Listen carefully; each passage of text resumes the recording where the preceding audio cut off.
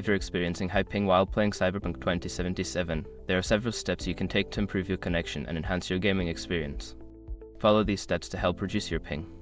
Step 1. Check your internet connection. Ensure that your internet connection is stable and fast enough for online gaming.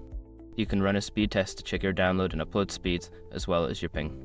Step 2. Use a wired connection. Switch from a wireless connection to a wired Ethernet connection if possible. Wired connections are generally more stable and can significantly reduce latency.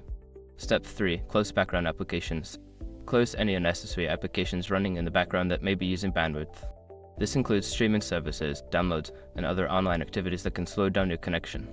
Step 4. Change server region. If the game allows you to select a server region, choose one that is geographically closer to you. This can help reduce the distance data has to travel, lowering your ping. Step 5. Optimize network settings. Adjust your router settings for optimal performance. This may include enabling quality of service OS to prioritize gaming traffic, updating your router firmware, or changing the DNS settings to faster provider. By following these steps, you should see an improvement in your ping while playing Cyberpunk 2077. Enjoy a smoother gaming experience.